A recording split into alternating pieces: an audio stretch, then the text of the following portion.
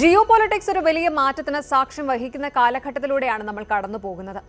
പശ്ചിമേഷ്യയിൽ Israel Iran സംഘർഷങ്ങൾ പുകയുമ്പോൾ ലോകത്തിലെ മുസ്ലിം രാജ്യങ്ങൾ ഇസ്ലാമിക് നേറ്റോ എന്ന പുതിയൊരു സൈനിക അച്ചുതണ്ടിലേക്ക് നീങ്ങുന്നത് നയതന്ത്ര വിദഗ്ധർ അതീവ ജാഗ്രതയോടെയാണ് വീക്ഷിക്കുന്നത്. ഈ മാറ്റങ്ങൾ കേവലം രാഷ്ട്രീയത്തിൽ മാത്രം ഒതുങ്ങുന്നതല്ല. അതുപോലെ അമേരിക്കയും ബംഗ്ലാദേശും തമ്മിലുള്ള പുതിയ വ്യാപാര കരാറുകൾ വികസ്വര രാജ്യങ്ങളുടെ സാമ്പത്തിക പരമാധികാരത്തെ എങ്ങനെ ബാധിക്കുന്നുവെന്നതും ലോകം ചർച്ച ചെയ്യുന്നുണ്ട്. മറുവശത്ത് സൈനിക കരുത്തിന്റെ പ്രദർശനങ്ങളുമായി വൻ ശക്തികൾ സമുദ്രങ്ങളും ആർട്ടിക് മേഖലയും കീഴടക്കാൻ ശ്രമിക്കുകയാണ്. 30 വർഷത്തെ നിശബ്ദതയ്ക്ക് ശേഷം റഷ്യയുടെ അഡ്മിറൽ നഖിമോവ് എന്ന ആണവ കരുത്തുള്ള യുദ്ധക്കപ്പൽ കടലിലിറങ്ങുന്നത് അമേരിക്കൻ നാവികസേനയ്ക്ക് വലിയ വെല്ലുവിളിയാകുന്നു. അതോടൊപ്പം ആർട്ടിക് മേഖലയിൽ നോർവേയുടെ അതിർത്തികളിൽ റഷ്യ നടത്തുന്ന രഹസ്യാന്വേഷണ പ്രവർത്തനങ്ങൾ ലോകം മറ്റൊരു ശീതയുദ്ധത്തിലേക്ക് നീങ്ങുകയാണോ എന്ന ആശങ്ക വർദ്ധിപ്പിക്കുന്നു. എന്നാൽ ഈ സംഘർഷങ്ങൾക്കിടയിലും 60 വർഷത്തിലൊരിക്കൽ എത്തുന്ന fire horse Luna new year ആഘോഷിക്കാൻ ലോകം ഒരുങ്ങുന്നത് മനുഷ്യരാശിയുടെ പ്രതീക്ഷയെയും പുതിയ തുടക്കങ്ങളെയും അടയാളപ്പെടുത്തുന്നു. നോക്കാം ഓരോന്നും. Welcome to Luca.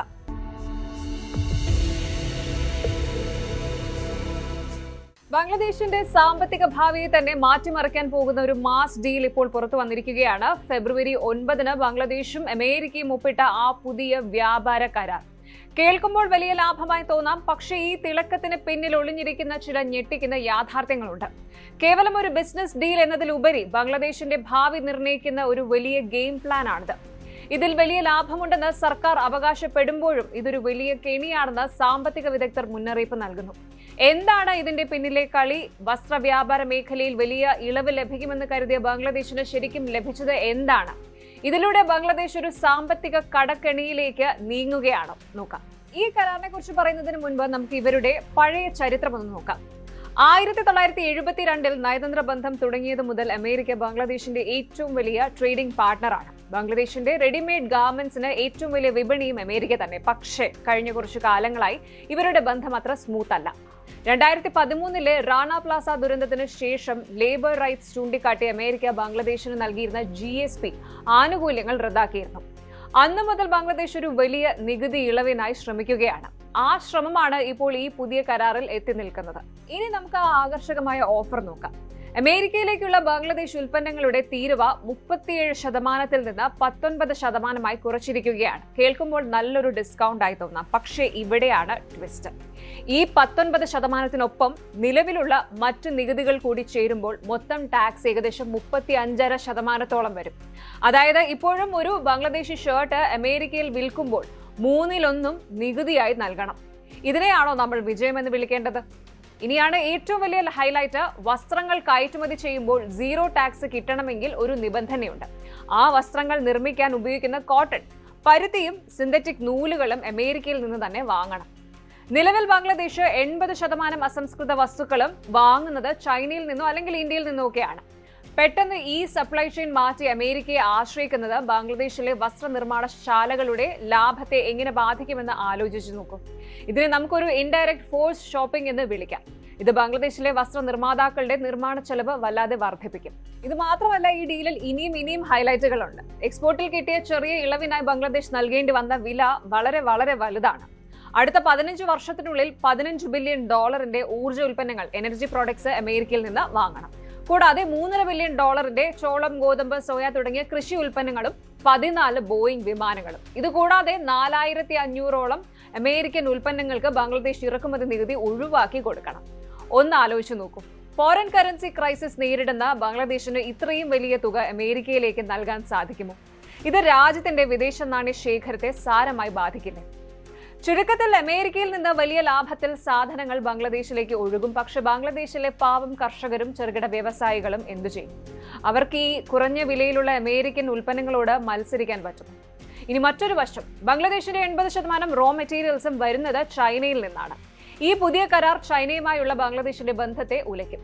അമേരിക്കൻ സുരക്ഷാ മാനദണ്ഡങ്ങളും IT നയങ്ങളും സ്വീകരിക്കാൻ ബംഗ്ലാദേശ് തയ്യാറായതോടെ ചൈന +1 പോളിസിയിൽ ബംഗ്ലാദേശിനെ അമേരിക്കയുടെ ഒരു ഉപഗ്രഹ രാജ്യമാക്കി മാറ്റാനുള്ള ശ്രമമാണ് ഇവിടെ നടക്കുന്നത്. ഇത് ബംഗ്ലാദേശിന്റെ സാമ്പത്തിക പരമാധികാരത്തെ ചോദ്യം ചെയ്യുന്ന ഒന്നാണ്. അടുത്തത്, ഈ കരാർ ഒപ്പിട്ട സമയവും ശ്രദ്ധേയമാണ്. ബംഗ്ലാദേശിലെ തിരഞ്ഞെടുപ്പിന് തൊട്ടു മുമ്പാണ് ഇത്രയും വലിയൊരു ഡീല് പൂർത്തിയാക്കുന്നത്. സാമ്പത്തിക വിദഗ്ധരോടോ അല്ലെങ്കിൽ പൊതുജനങ്ങളോടോ ഒന്നും ചർച്ച ചെയ്യാതെ അല്ലെങ്കിൽ ചർച്ച നടത്താതെ ഇത്ര വലിയൊരു ബാധ്യത ഏറ്റെടുത്തതിന് പിന്നിൽ രാഷ്ട്രീയ ലാഭങ്ങൾ മാത്രമാണോ എന്ന ചോദ്യം ഉയരുന്നുണ്ട്. സത്യത്തിൽ അമേരിക്ക ബംഗ്ലാദേശ് കരാർ എന്നത് ഒരു വാളാണ്. ഇരുവശവും മൂർച്ചയുള്ളൊരു വാള്.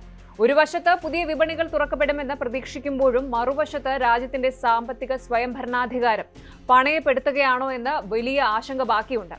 വസ്ത്രമേഖലയ്ക്ക് ചെറിയൊരു ആശ്വാസം ലഭിക്കുമെങ്കിലും രാജ്യം വൻ കടബാധ്യതയിലേക്കും ഇറക്കുമതി അധിനിവേശത്തിലേക്കും നീങ്ങുകയാണോ എന്ന് പരിശോധിക്കേണ്ടതുണ്ട്.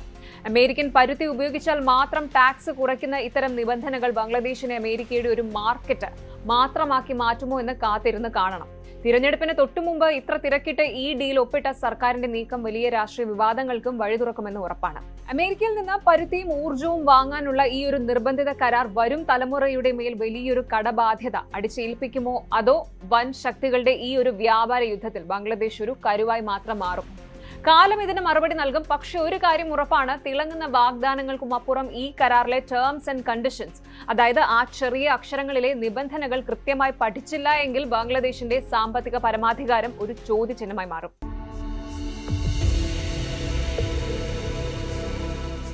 ആഗോള രാഷ്ട്രീയത്തിലെ ഏറ്റവും പുതിയതും ഭീതിജനകവുമായ ഒരു നീക്കത്തെക്കുറിച്ചാണ് ഇനി. നമ്മൾ പലപ്പോഴും വാർത്തകളിൽ കേൾക്കാറുള്ള യുക്രൈൻ യുദ്ധത്തിനും പശ്ചിമേഷ്യൻ പ്രതിസന്ധികൾക്കും അപ്പുറത്ത് ലോകത്തിന്റെ മറ്റൊരു കോണിൽ മഞ്ഞു മൂടിയിരിക്കുന്ന ആർട്ടിക് മേഖലയിൽ നിശബ്ദമായ ഒരു ചാരയുദ്ധം മുറുകുകയാണ്. റഷ്യൻ പ്രസിഡന്റ് വ്ളാഡിമിർ പുടിന്റെ കണ്ണുകൾ ഇപ്പോൾ നോർവേ എന്ന കൊച്ചു രാജ്യത്തിന് മേലാണ്. 2026 നോർവേജിയൻ ഇന്റലിജൻസ് റിപ്പോർട്ടുകൾ പുറത്തു വരുമ്പോൾ ലോകം ഞെട്ടലോടെയാണ് ആ വിവരങ്ങൾ വായിക്കുന്നത്. ലോകം മറ്റൊരു കോൾഡ് വാറിലേക്ക് നീങ്ങുകയാണോ? 2026 ഫെബ്രുവരിയിൽ Norwegian police security service PST പുറത്തുവിട്ട വാർഷിക റിപ്പോർട്ട് വിരൽ ചൂണ്ടുന്നത് അങ്ങനെ ഒരു ഭീതിയിലേക്കാണ്. റഷ്യ തങ്ങളുടെ രഹസ്യാന്വേഷണ പ്രവർത്തനങ്ങൾ വൻതോതിൽ നോർവേയുടെ ആർട്ടിക് അതിർത്തികളിലേക്ക് വ്യാപിപ്പിക്കുകയാണ്. യുക്രൈൻ അധിനിവേശത്തെ തുടർന്ന് യൂറോപ്പിൽ നിന്ന് പുറത്താക്കപ്പെട്ട റഷ്യൻ ചാരന്മാർക്ക് ഇവർക്ക് പകരമായി പുടിൻ ഇപ്പോൾ പുതിയൊരു ഹൈബ്രിഡ് വാർ തന്ത്രം മെനയുന്നു. എന്താണ് നോർവേയിൽ സംഭവിക്കുന്നത്? എന്തുകൊണ്ടാണ് പുടിൻ ഈ പ്രദേശം ലക്ഷ്യം വെക്കുന്നത്? പരിശോധിക്കാം. ആദ്യം തന്നെ നമുക്ക് ഈ ഒരു ഇന്റലിജൻസ് റിപ്പോർട്ടിലെ പ്രധാന കാര്യം നോക്കാം.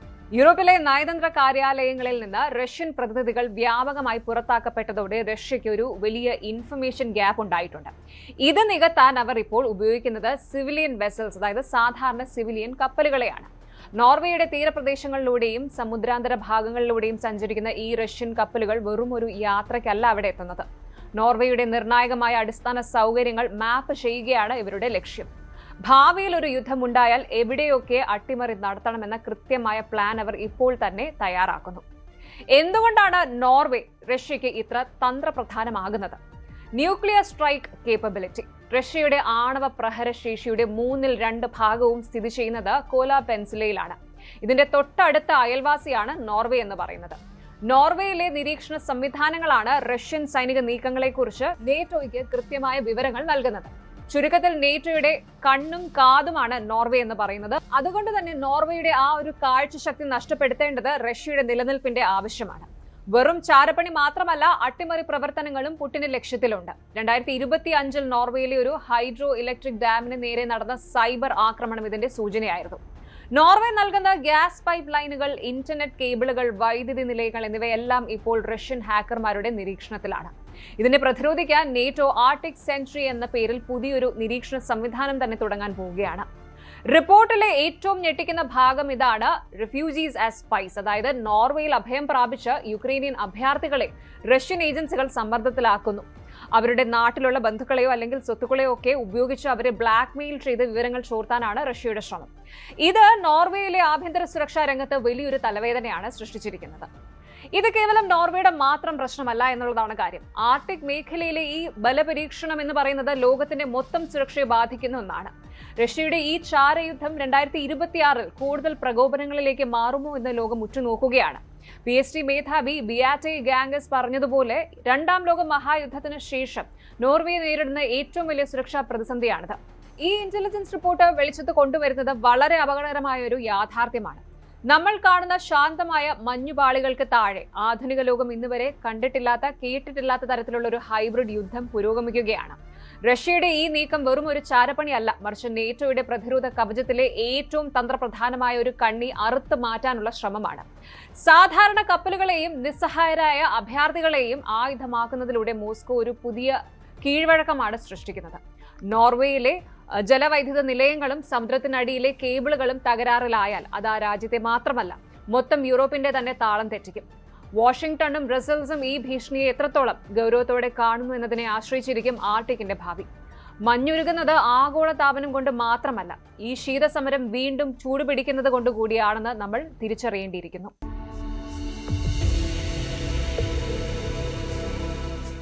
ഇനി റഷ്യൻ നാവികസേനയുടെ വരാനിരിക്കുന്ന ഏറ്റവും വലിയ കരുത്തിനെ കുറിച്ചാണ് നമ്മൾ സംസാരിക്കാൻ പോകുന്നത്. 30 വർഷത്തോളം നീണ്ടൊരു ഇടവേളയ്ക്ക് ശേഷം സമുദ്രത്തിലെ ആ പഴയ വേട്ടക്കാരൻ തിരിച്ചു വരികയാണ്. റഷ്യയുടെ ആയുധപുരയിലെ ഏറ്റവും മാരകമായ ന്യൂക്ലിയർ ഭീമൻ തിരിച്ചു വരുന്നു. വെറും ഒരു കപ്പലല്ല, റഷ്യയുടെ അഭിമാനമാണ്. അഡ്മിറൽ നഖിമോവ്. കോൾഡ് വാർ കാലത്ത് അമേരിക്കൻ കപ്പലുകളെ കടലിൽ മുക്കാൻ സോവിയറ്റ് യൂണിയൻ നിർമ്മിച്ച ആ പഴയ മോൺസ്റ്റർ ഇപ്പോൾ കൂടുതൽ കരുത്തോടെ തിരിച്ചെത്തിയിരിക്കുകയാണ്. 30 വർഷം തുരുമ്പെടുത്ത് കിടന്ന ഒരു ഇരുമ്പ് കൂടാരത്തെ പുടിൻ എങ്ങനെയാണ് ലോകത്തിലെ ഏറ്റവും മാരകമായ ആയുധമാക്കി മാറ്റിയത്? അഡ്മിറൽ നഖിമോവ് എന്ന ആണവ കരുത്തുള്ള റഷ്യൻ ബാറ്റിൽ ക്രൂയിസർ കടലിൽ ഇറങ്ങുമ്പോൾ വിറയ്ക്കുന്നത് അമേരിക്കയും നേറ്റോ സഖ്യവുമാണ്. ഇതൊരു സാധാരണ യുദ്ധക്കപ്പലല്ല, മറിച്ച് ഇതൊരു സെയിലിംഗ് ഫോർട്രസ് അഥവാ സഞ്ചരിക്കുന്ന കോട്ടയാണ്. എന്താണ് ഇതിന്റെ പ്രത്യേകതകൾ? അമേരിക്കൻ വിമാനവാഹിനി കപ്പലുകൾക്ക് ഇത് ശരിക്കും ഭീഷണിയാണോ? പരിശോധിക്കാം. ആദ്യം തന്നെ നമുക്ക് ഈ കപ്പലിന്റെ ഹിസ്റ്ററി ഒന്ന് പരിശോധിക്കാം. സോവിയറ്റ് യൂണിയന്റെ കാലത്ത് അമേരിക്കയുടെ വിമാനവാഹിനി കപ്പലുകളെ ഒറ്റയ്ക്ക് നേരിടാൻ വേണ്ടി നിർമ്മിച്ചതാണ് ഈ കീറോവ് ക്ലാസ് ബാറ്റിൽ ക്രൂയിസറുകൾ. പക്ഷേ 90കളിൽ സോവിയറ്റ് യൂണിയൻ തകർന്നതോടെ റഷ്യയുടെ സാമ്പത്തിക നില മോശമായി. പണമില്ലാത്തത് കാരണം ഈ ഭീമൻ കപ്പലിന്റെ അറ്റകുറ്റപ്പണികൾ പോലും നടത്താൻ പറ്റാതെ സെവെറോഡ്വിൻസ്കിലെ കപ്പൽശാലയിൽ ഇത് ഉപേക്ഷിക്കപ്പെട്ടു. എല്ലാവരും കരുതി ഇതൊരു തുരുമ്പിച്ച ചരിത്രമാകുമെന്ന്. പക്ഷേ പുടിൻ വന്ന് കഥ മാറ്റി. കോടിക്കണക്കിന് ഡോളർ മുടക്കി ഇതിനെ റീബിൽഡ് ചെയ്തിരിക്കുകയാണ് റഷ്യ. എന്തുകൊണ്ടാണ് അഡ്മിറൽ നഖിമോവ് ഇത്രയും ഡേഞ്ചറസ് ആകുന്നത്? ഉത്തരം വളരെ സിമ്പിൾ ആണ്. ഇതിലെ ആയുധങ്ങൾ തന്നെ.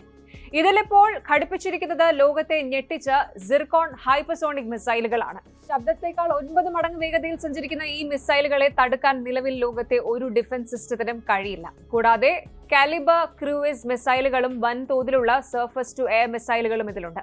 സിമ്പിളായിട്ട് പറഞ്ഞാൽ ഈ കപ്പലിന്റെ റേഡാർ പരിധിയിൽപ്പെട്ടാൽ പിന്നെ ശത്രുക്കൾക്ക് രക്ഷയില്ല എന്ന് സാരം. പക്ഷെ എല്ലാം അത്ര സ്മൂത്ത് ആണോ എന്ന് ചോദിച്ചാൽ അല്ല എന്ന് പറയേണ്ടി വരും. ചില ക്രിട്ടിക്കൽ ചോദ്യങ്ങൾ ഇവിടെ ഉയരുന്നുണ്ട്.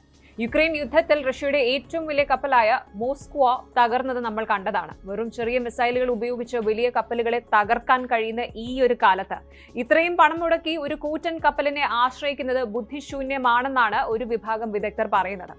ഈ കപ്പൽ തകരുകയോ തകരാറിലാവുകയോ ചെയ്താൽ റഷ്യയുടെ സമുദ്രക്കരുത്തിന്റെ വലിയൊരു ശതമാനമാകും ഒറ്റയടിക്ക് ഇല്ലാതാകുന്നത്. അതായത് ഇത് ശരിക്കും ഒരു ചൂതാട്ടം പോലെയാണ്. മറ്റൊന്ന് ഇതിന്റെ മെയിൻ്റനൻസ് ആണ്. ഒരു ന്യൂക്ലിയർ റിയാക്ടർ ഉപയോഗിച്ച് പ്രവർത്തിക്കുന്ന ഈ കപ്പലിന് ഭീമമായ ചിലവാണ് വരുന്നത്. ഉപരോധങ്ങൾ കാരണം ശ്വാസം മുട്ടുന്ന റഷ്യൻ സമ്പദ് വ്യവസ്ഥയ്ക്ക് ഇത് എത്രത്തോളം താങ്ങാൻ പറ്റും?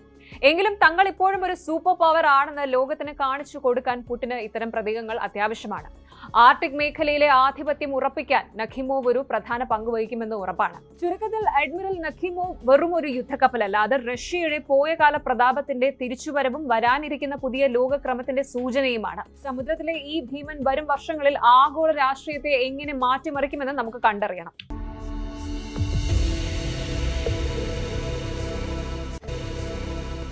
പശ്ചിമേഷ്യയിൽ നിന്ന് പുറത്തുവരുന്ന വാർത്തകൾ ആഗോള രാഷ്ട്രീയത്തെ തന്നെ ഞെട്ടിക്കുന്നതാണ്. ഒരു വശത്ത് ഇസ്രായേലും ഇറാനും തമ്മിലുള്ള പരോക്ഷ യുദ്ധം നേരിട്ടുള്ള ഏറ്റുമുട്ടലിലേക്ക് നീങ്ങുമ്പോൾ മറുവശത്ത് മുസ്ലിം രാജ്യങ്ങൾക്കിടയിൽ ഒരു പുതിയ സൈനിക ഐക്യം രൂപപ്പെടുകയാണ്. ആഗോള രാഷ്ട്രീയത്തിലെ ഏറ്റവും വലിയ പുകച്ചിലുകൾ നടക്കുന്ന പശ്ചിമേഷ്യയിൽ നിന്നൊരു പുതിയ പവകെ. ഇസ്രായേലും അമേരിക്കയും ഒരു വശത്ത് നിൽക്കുമ്പോൾ മറുവശത്ത് ലോകത്തെ മുസ്ലിം രാജ്യങ്ങൾ ഒന്നടങ്കം ഒരു സൈനിക സഖ്യത്തിലേക്ക് നീങ്ങുകയാണോ? ഈ ബിഗ് പ്രൊജക്ട് യാഥാർത്ഥ്യമായാൽ അത് ഇന്ത്യയെ എങ്ങനെ ബാധിക്കും? ഇസ്രായേലിന്റെ പ്രതികരണം എന്താണ്? ലോകത്തെ ഏറ്റവും സംഘർഷഭരിതമായ മണ്ണാണ് പശ്ചിമേഷ്യ. ഇസ്രായേലും ഇറാനും തമ്മിലുള്ള നേരിട്ടുള്ള ഏറ്റുമുട്ടലുകളും ഗാസയിലെ യുദ്ധവും ഈ മേഖലയെ ഒരു അഗ്നിപർവ്വതത്തിന് മുകളിൽ എത്തിച്ചിരിക്കുകയാണ് എന്ന് വേണം പറയാൻ. ഈ സാഹചര്യത്തിലാണ് ലോകം ഉറ്റുനോക്കുന്ന ആ വലിയ നീക്കം നടക്കുന്നത്, ഇസ്ലാമിക് നേറ്റോ. കേവലം ഒരു ചർച്ച എന്നതിലുപരി തുർക്കിയും സൗദി അറേബ്യയും പാകിസ്ഥാനും ഈജിപ്തും കൈകോർത്ത ഒരു പുതിയ മിലിറ്ററി ആക്സസ് രൂപീകരിക്കുകയാണ്. അമേരിക്കയുടെയും ഇസ്രായേലിന്റെയും ഉറക്കം കെടുത്തുന്ന ഈ പുതിയ നീക്കത്തിന്റെ പിന്നിലെ സത്യം എന്താണ്? നമുക്ക് ഡീറ്റെയിൽഡ് ആയിട്ട് നോക്കാം. ഈ വലിയ ആശയത്തിന് പിന്നിൽ പ്രവർത്തിക്കുന്ന പ്രധാനി തുർക്കി പ്രസിഡന്റ് റജബ് ത്വയ്യിബ് എർദോഗാനാണ്. 2024 സെപ്റ്റംബറിൽ അദ്ദേഹം ഒരു ആഹ്വാനം നടത്തി. ഇസ്രായേലിന്റെ ഭീഷണികൾക്കെതിരെ മുസ്ലിം രാജ്യങ്ങൾ ഒരുമിച്ച് നിൽക്കണം. വെറുതെ പ്രസംഗിക്കുക മാത്രമല്ല അദ്ദേഹം ചെയ്തത്. വർഷങ്ങളായി ശത്രുതയിലായിരുന്ന ഈജിപ്തുമായി അദ്ദേഹം ബന്ധം സ്ഥാപിച്ചു. സൗദി അറേബ്യയിലേക്ക് തുടർച്ചയായ സന്ദർശനങ്ങൾ നടത്തി. തുർക്കി, ഈജിപ്ത്, സൗദി അറേബ്യ ഈ 3 രാജ്യങ്ങളും ഒന്നിച്ചാൽ പശ്ചിമേഷ്യയിലെ പവർ ബാലൻസ് പൂർണ്ണമായും മാറുമെന്ന കാര്യത്തിൽ സംശയമില്ല. ഒരു സൈനിക സഖ്യം, മിലിറ്ററി അലയൻസ് എന്ന് പറയുമ്പോൾ അതിന് വെറും വാക്കുകൾ മാത്രം പോരാ, കൃത്യമായ ആയുധബലം വേണം. ഇവിടെയാണ് പാകിസ്ഥാന്റെ പ്രസക്തി വരുന്നത്. 2025 സെപ്റ്റംബറിൽ പാകിസ്ഥാൻ ഈ സഖ്യത്തിന് പരസ്യ പിന്തുണ പ്രഖ്യാപിച്ചു. ആണവായുധ ശേഷിയുള്ള ഏക മുസ്ലിം രാഷ്ട്രമെന്ന നിലയിൽ പാകിസ്ഥാന്റെ പങ്ക് വളരെ നിർണായകവുമാണ്. തുർക്കിയുടെ അത്യാധുനിക ഡ്രോൺ ടെക്നോളജിയും അതുപോലെ പാകിസ്ഥാന്റെ സൈനിക ശക്തിയും സൗദിയുടെ സാമ്പത്തിക കരുത്തും ഒന്നിക്കുന്നത് അമേരിക്കയും ഇസ്രായേലിനെയും ശരിക്കും ആശങ്കയിൽ ആഴ്ത്തുന്നുണ്ട്. ഇനി ഇത് വെറും രേഖകളിൽ ഒതുങ്ങുന്ന ഒരു പേപ്പർ അലയൻസ് അല്ല. ഗ്രൗണ്ട് റിയാലിറ്റി പരിശോധിച്ചാൽ വലിയ സൈനിക നീക്കങ്ങൾ നമുക്ക് കാണാൻ സാധിക്കും. പ്രായോഗികമായ പല നീക്കങ്ങളും നടക്കുന്നുണ്ട്. തുർക്കി അവരുടെ അത്യാധുനിക യുദ്ധവിമാന പദ്ധതിയിൽ സൗദി അറേബ്യയെ പങ്കാളിയാക്കാൻ ശ്രമിക്കുന്നുണ്ട്. ഈജിപ്തിലേക്ക് വൻതോതിൽ പ്രതിരോധ ഉപകരണങ്ങൾ കയറ്റുമതി ചെയ്യുന്നുണ്ട്. യൂറോപ്യൻ യൂണിയൻ എങ്ങനെയാണോ ഒരു സാമ്പത്തിക കൂട്ടായ്മയിൽ നിന്ന് സൈനിക സഹകരണത്തിലേക്ക് വളർന്നത്, അതുപോലെ വിശ്വാസം കെട്ടിപ്പടുക്കാനുള്ള ചർച്ചകളാണ് ഇപ്പോൾ നടക്കുന്നത്. ആയുധങ്ങൾക്കായി എപ്പോഴും പടിഞ്ഞാറൻ രാജ്യങ്ങളെ ആശ്രയിച്ചിരുന്ന കാലം അവസാനിക്കുകയാണ്. ഈ നീക്കത്തെ ഇസ്രായേൽ അതീവ ഗൗരവത്തോടെയാണ് എന്തായാലും കാണുന്നത്. ഇസ്രായേലിനെ സംബന്ധിച്ചിടത്തോളം തുർക്കിയും സൗദിയും കൈകോർക്കുന്നത് ഒരു റെഡ് ലൈൻ തന്നെയാണ്. നേരത്തെ തന്നെ ഗ്രീസ്, സൈപ്രസ് എന്നീ രാജ്യങ്ങളുമായി ചേർന്ന് ഇസ്രായേൽ ഒരു പ്രതിരോധ വലയം തീർത്തിട്ടുണ്ട്. ഇസ്ലാമിക് നേറ്റോ എന്ന ആശയത്തെ തകർക്കാൻ ഇസ്രായേലിന്റെ ചാരസംഘടനയായ മൊസാദ് ഇതിനകം തന്നെ നയതന്ത്ര നീക്കങ്ങൾ ആരംഭിച്ചതായിട്ടാണ് റിപ്പോർട്ട്. ഈ സഖ്യം രൂപപ്പെടുകയാണെങ്കിൽ ഇത് ഇസ്രായേലിന്റെ ആകാശ നാവിക മേധാവിത്വത്തിന് വലിയ ഭീഷണി തന്നെയാണ്. ഇനിയാണ് ഇന്ത്യയുടെ റോൾ ശ്രദ്ധേയമാകുന്നത്. ഇന്ത്യയെ സംബന്ധിച്ചിടത്തോളം ഇതൊരു വലിയ നയതന്ത്ര അഗ്നിപരീക്ഷ തന്നെയാണ്. കാരണം ഒന്നാമതായി പാകിസ്ഥാൻ ഘടകം എന്നുള്ളൊരു കാര്യം. ഇസ്ലാമിക് നേറ്റോയുടെ സൈനിക തലപ്പത്ത് പാകിസ്ഥാൻ വരുന്നത് ഇന്ത്യക്ക് സുരക്ഷാ ഭീഷണി തന്നെയാണ്. കശ്മീർ വിഷയത്തിൽ ഈ സഖ്യം പാകിസ്ഥാന് പിന്തുണ നൽകുമോ എന്നതാണ് ഇന്ത്യയുടെ ഏറ്റവും വലിയ ആശങ്ക. രണ്ടാമതായി സൗദി അറേബ്യ ഇസ്രായേൽ ബന്ധമാണ്. അതായത് ഇന്ത്യക്ക് ഇസ്രായേലുമായും അതുപോലെ സൗദി അറേബ്യയുമായും മികച്ച ബന്ധമാണുള്ളത്. ഈ 2 പക്ഷങ്ങൾക്കിടയിൽ ഒരു ബാലൻസ് നിലനിർത്തുക എന്നത് ഇന്ത്യക്ക് വലിയ വെല്ലുവിളിയാണ്. ഇനി ഊർജ്ജ സുരക്ഷയാണ്. ഇന്ത്യയുടെ ഭൂരിഭാഗം എണ്ണയും വരുന്നത് ഈ മേഖലയിൽ നിന്നാണ്. അവിടെ ഒരു സൈനിക സഖ്യം രൂപപ്പെടുന്നത് ഇന്ത്യയുടെ സാമ്പത്തിക താൽപര്യങ്ങളെയും ബാധിച്ചേക്കാം. ഇനി തുർക്കിയുടെ ഡ്രോണുകളും പാകിസ്ഥാന്റെ സൈനിക ശേഷിയും ഒന്നിക്കുന്നത് ലോകത്തിലെ ഏറ്റവും വലിയ 2ാമത്തെ ആയുധ ഇറക്കുമതി രാജ്യമായ ഇന്ത്യയെ സംബന്ധിച്ചിടത്തോളം ഒരു ഗൗരവമുള്ള കാര്യമാണ്. ആയുധങ്ങൾക്കായി പടിഞ്ഞാറൻ രാജ്യങ്ങളെ ആശ്രയിക്കാതെ ഈ രാജ്യങ്ങൾ സ്വയം പര്യാപ്തമാകുന്നത് പശ്ചിമേഷ്യയിൽ പുതിയൊരു പവർ സെന്റർ സൃഷ്ടിക്കും. ഇസ്ലാമിക് നേറ്റോ എന്നത് കേവലം ഒരു മുസ്ലിം രാജ്യങ്ങളുടെ കൂട്ടായ്മ മാത്രമല്ല, അത് ആഗോള രാഷ്ട്രീയത്തിലെ അധികാര സന്തുലിതാവസ്ഥ, ബാലൻസ് ഓഫ് പവർ മാറ്റാൻ പോകുന്ന ഒരു വലിയ നീക്കമാണ്. പാകിസ്ഥാന്റെ സാന്നിധ്യം ഇന്ത്യയെ അസ്വസ്ഥമാക്കുമ്പോൾ ഇസ്രായേലിന്റെ സുരക്ഷാ ആശങ്കകൾ മേഖലയെ കൂടുതൽ സംഘർഷഭരിതമാക്കും. ഇന്ത്യക്ക് തന്റെ നയതന്ത്ര മികവ് പുറത്തെടുക്കേണ്ട സമയമാണിത്. പക്ഷേ ഇസ്ലാമിക് നേറ്റോ എന്നത് അത്ര എളുപ്പമുള്ള ഒരു കാര്യവുമല്ല. ഒരുപാട് ചലഞ്ചസ്, വെല്ലുവിളികൾ ഇതിനു മുന്നിലുണ്ട്. മുസ്ലിം രാജ്യങ്ങൾക്കിടയിലെ ആഭ്യന്തര പ്രശ്നങ്ങളും വിശ്വാസക്കുറവും ഒരു വലിയ തടസ്സമാണ്. പ്രത്യേകിച്ച് ഇറാന്റെ കാര്യത്തിൽ സൗദിക്കും തുർക്കിക്കും വ്യത്യസ്ത നിലപാടുകളാണുള്ളത്. ഇതുകൂടാതെ വാഷിംഗ്ടണിൽ നിന്നുള്ള കടുത്ത സമ്മർദ്ദവും ഇസ്രായേൽ ലോബികളുടെ ഇടപെടലുകളും ഈ നീക്കത്തെ തകർക്കാൻ സാധ്യതയുണ്ട്. അതുകൊണ്ട് തന്നെ നേറ്റോ പോലൊരു കർക്കശമായ സംഘടനയേക്കാൾ ഒരു ഫ്ലെക്സിബിൾ കോർഡിനേഷൻ മെക്കാനിസം അഥവാ അയഞ്ഞ സുരക്ഷാ ധാരണ രൂപപ്പെടാനാണ് സാധ്യത കൂടുതൽ. കാര്യങ്ങൾ നോക്കുമ്പോൾ ഇസ്ലാമിക് നേറ്റോ ഉണ്ടാവാനും ഉണ്ടാവാതിരിക്കാനും സാധ്യതയുണ്ട്. ചുരുക്കത്തിൽ ലോകം ഒരു പുതിയ ശീതയുദ്ധകാലത്തിലേക്ക് നീങ്ങുമ്പോൾ പശ്ചിമേഷ്യയിലെ ഈ ഒരു പുതിയ സൈനിക അച്ചുതണ്ട് വരികയാണെങ്കിൽ ആഗോള രാഷ്ട്രീയത്തെ തന്നെ മാറ്റിമറിക്കാൻ സാധ്യതയുണ്ട്. ആയുധങ്ങൾക്കും സുരക്ഷയ്ക്കും വേണ്ടി എപ്പോഴും പടിഞ്ഞാറൻ രാജ്യങ്ങളെ ആശ്രയിച്ചിരുന്ന കാലം അവസാനിക്കാൻ പോവുകയാണോ എന്നുള്ളതാണ് സംശയം. സ്വന്തം ശബ്ദം ഉറപ്പിക്കാൻ മുസ്ലിം രാജ്യങ്ങൾ നടത്തുന്ന ഈ പോരാട്ടം വിജയിക്കുമോ? അതും വരും വർഷങ്ങളിലെ രാഷ്ട്രീയ നീക്കങ്ങൾ തീരുമാനിക്കും.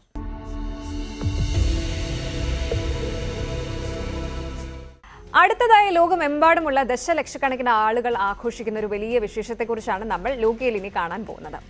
ലോകം മുഴുവൻ ഇപ്പോൾ ഒരു പുത്തൻ വർഷത്തെ വരവേൽക്കാനുള്ള തയ്യാറെടുപ്പിലാണ്. നമ്മൾ ജനുവരി 1-ാം തീയതി ആഘോഷിക്കുന്ന ന്യൂ ഇയർ പോലെ അല്ല ഇത്. ചന്ദ്രന്റെ സഞ്ചാരത്തെ അടിസ്ഥാനമാക്കിയുള്ള ലൂണ ന്യൂ ഇയർ ആണ്. ചൈനീസ് സോഡിയാക് പ്രകാരം ഓരോ വർഷവും ഓരോ മൃഗങ്ങളുടെ പേരാണ് നൽകുക. എന്നാൽ ഇത്തവണ വരുന്നത് വെറും ഒരു വർഷമല്ല, 60 വർഷത്തിലൊരിക്കൽ മാത്രം എത്തുന്ന year of the fire horse ആണ്. എന്താണ് ഈ വർഷത്തിന്റെ പ്രത്യേകത? ഈ സമയത്ത് ജനിക്കുന്ന കുട്ടികൾക്ക് എന്തെങ്കിലും പ്രത്യേകതയുണ്ടോ? ഏഷ്യൻ രാജ്യങ്ങൾ എന്തുകൊണ്ടാണ് ഈ വർഷത്തെ ഇത്രയധികം ഭയക്കുകയും ആദരിക്കുകയും ചെയ്യുന്നത്?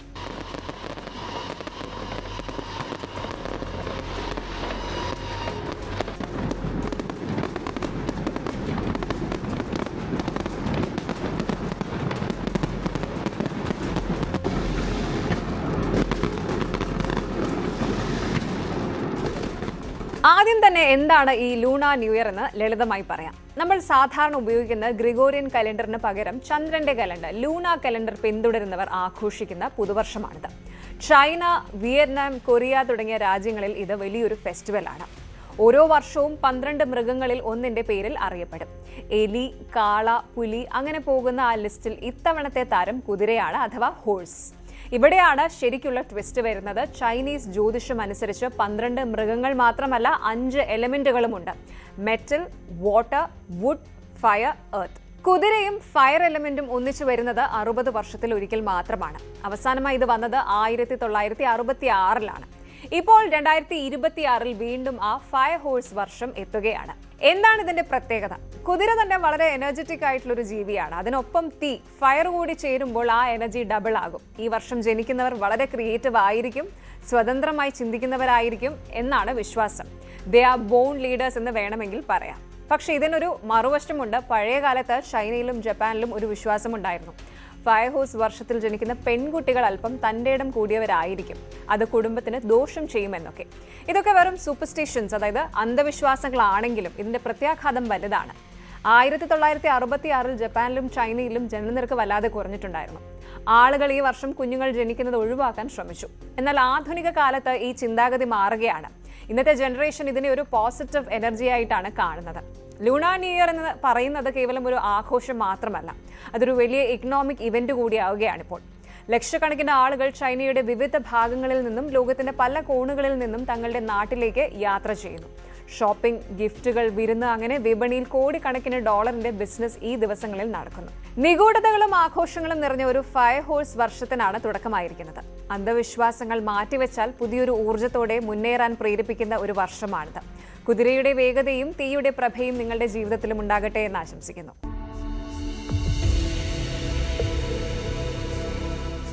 വിശുദ്ധ റമദാൻ മാസത്തിന് തുടക്കം കുറിക്കുന്ന മാസപ്പിറവി നിരീക്ഷിക്കുന്നതിനായി UAE ചന്ദ്രദർശന സമിതി ചൊവ്വാഴ്ച വൈകുന്നേരം അബുദാബിയിൽ യോഗം ചേരും. സൗദി അറേബ്യയും പൊതുജനങ്ങളോട് ഇന്ന് വൈകുന്നേരം മാസപ്പിറവി നിരീക്ഷിക്കാൻ ആവശ്യപ്പെട്ടിട്ടുണ്ട്. ഇന്ന് ചന്ദ്രനെ കണ്ടാൽ നാളെ, അതായത് ഫെബ്രുവരി 18-ന് വ്രതാരംഭമായിരിക്കും. ചന്ദ്രനെ കണ്ടില്ലെങ്കിൽ വ്യാഴാഴ്ച റമദാൻ 1 ആയിരിക്കുമെന്നും അധികൃതർ അറിയിച്ചു. ഒമാൻ നേരത്തെ തന്നെ ഫെബ്രുവരി 19 റമദാൻ 1 പ്രഖ്യാപിച്ചിട്ടുണ്ട്.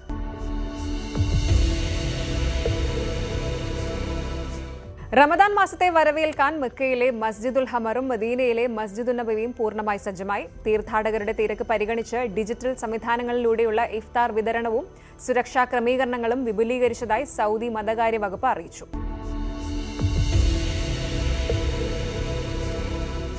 UAE president Sheikh Mohammed bin Zayed Al നഹ്യാനും Qatar Emir Sheikh Tamim bin Hamad Al താനിയും തമ്മിൽ അബുദാബിയിൽ കൂടിക്കാഴ്ച നടത്തി. സാമ്പത്തികം, ഊർജ്ജം, വിനോദസഞ്ചാരം തുടങ്ങിയ മേഖലകളിൽ ഇരു രാജ്യങ്ങളും തമ്മിലുള്ള സഹകരണം വർദ്ധിപ്പിക്കാൻ പുതിയ കരാറുകളിൽ ഒപ്പുവച്ചു. ഇത് മേഖലയിലെ സാമ്പത്തിക സ്ഥിരതയ്ക്ക് വലിയ കരുത്താകും.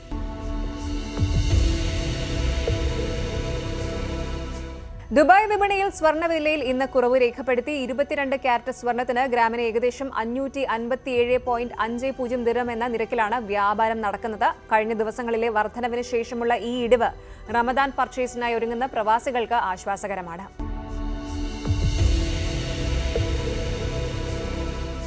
സൗദി അറേബ്യൻ ഓഹരി വിപണിയായ തദാവുലിൽ വിദേശ നിക്ഷേപത്തിൽ വലിയ വർധനവുണ്ടായതായി റിപ്പോർട്ട്. കഴിഞ്ഞ ഒരാഴ്ചയ്ക്കുള്ളിൽ വിദേശ സ്ഥാപനങ്ങൾ മാത്രം ഏകദേശം 170 കോടി റിയാലിന്റെ ഓഹരികളാണ് വാങ്ങിക്കൂട്ടിയത്.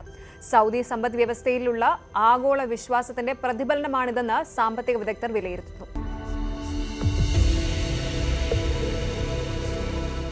പുണ്യങ്ങളുടെ മാസമായ റമദാനെ വരവേൽക്കാൻ ഗൾഫ് ലോകം ഒന്നടങ്കം ഒരുങ്ങിക്കഴിഞ്ഞു. രാജ്യങ്ങൾ തമ്മിലുള്ള പുതിയ സഹകരണ കരാറുകളും ഓഹരി വിപണിയിലെ ഉണർവും മേഖലയിലെ സാമ്പത്തിക ഭദ്രത ഉറപ്പാക്കുന്നു. വരാനിരിക്കുന്ന വ്രതനാളുകൾ എല്ലാവർക്കും സമാധാനത്തിന്റെയും ഐശ്വര്യത്തിന്റെയും കാലമാകട്ടെ എന്ന് ആശംസിക്കുന്നു.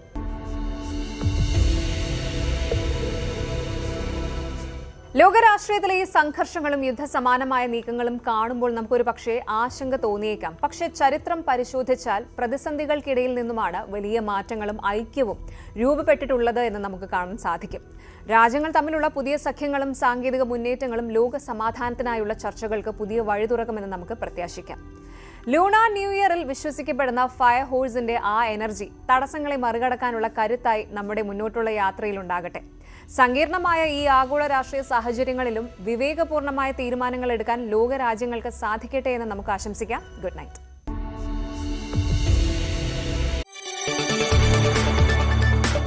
കൂടുതൽ വാർത്തകൾക്ക് news 18 Keralam YouTube channel subscribe ചെയ്യുക.